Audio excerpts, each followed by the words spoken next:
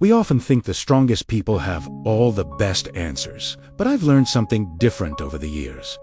The strongest people have the bravest questions, and just one powerful question can completely rebuild a life. Let me tell you a story about a woman named Nina. She was the kind of person who took care of everyone, all the time, except herself. She worked in customer service, putting on a brave smile for strangers, while her own life felt like it was slowly dimming. Then, everything collapsed at once. A painful family conflict erupted. She got a formal warning at her job, and the relationship she'd poured her heart into ended with a sentence that felt less than human. "I just don't see a future." Nina didn't have a big, dramatic breakdown. She did what so many quiet, resilient people do.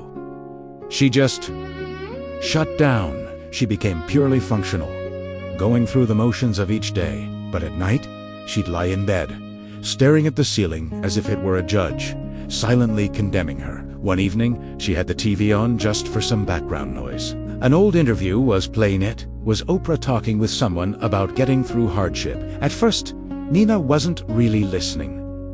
But then she heard Oprah's tone shift. It was gently yet incredibly direct, and a single idea cut through the noise. "Life is always asking you something." Nina sat bolt upright in her bed. In that moment, she realized she had been asking the same question over and over 4 months, a question that was getting her nowhere. That question was, why is this happening to me? She saw it clearly now. That question wasn't helping. It was poisoning her, keeping her stuck in a cycle of So, right then and there, Nina decided to try a new question. It was simple, but also terrifying.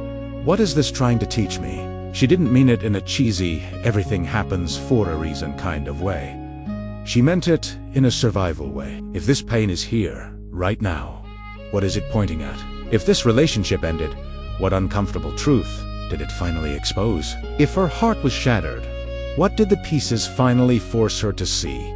That night, she wrote the question on a yellow sticky note and stuck it to her bathroom mirror. And every single morning, she committed to answering it with one small, tangible action, even if the answer and the action felt tiny. If the lesson was about setting boundaries, she practiced saying no just once that day. If the lesson was about self-respect, she would clean her apartment or organize her chaotic inbox. If the lesson was courage, she updated her resume and applied for a better role, even if she felt unqualified. If the lesson was about her health, she forced herself to walk for just 12 minutes with no excuses. And if the lesson was about loneliness, she did something that scared her the most.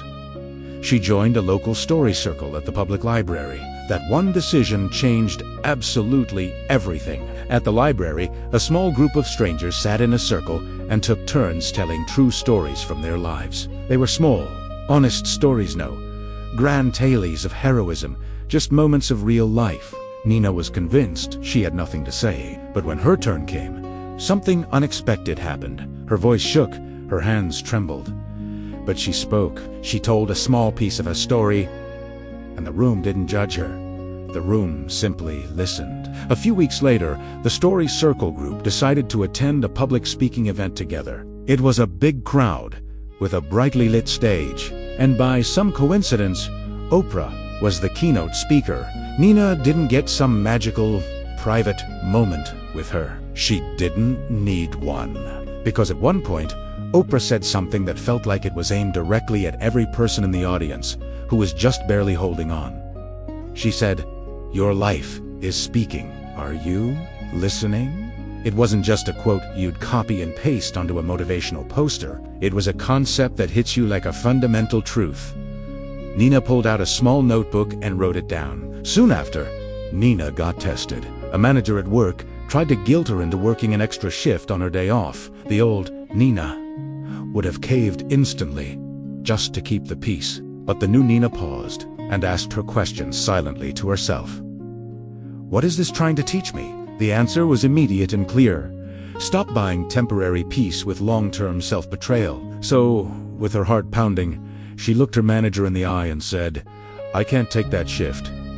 Her hands were shaking, but she didn't collapse. She stood her ground. Later, she applied for that new, better role she'd been Elaine. And she didn't get it. She felt that old, familiar story creeping back in, whispering in her ear, "See? You're not enough. You're not good enough." But then she asked a question again. "What is this trying to teach me?" And the answer came. Refine, improve, try again.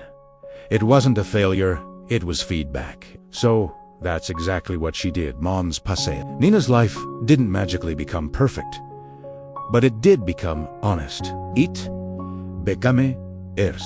She eventually did get a better job, one that respected her time and skills, inspired by the story circle. She even started a small podcast, sharing the everyday courage of ordinary people. And the strangest part of it all, her past pain started to feel useful. It felt like compost, like something broken down and messy that could now feed new growth. All of this happened because she stopped asking the universe, "Why me?" and started asking herself, "What now?" If life has you on your knees right now, if you feel lost or broken, don't just beg for answers. Try asking a better question, a braver question. In the comments below, I want you to write, "What is this teaching me?" And if you feel brave enough today, share the lesson you're learning, because I guarantee someone else out there needs to hear it. Thanks for listening, and don't forget to subscribe for more stories like this.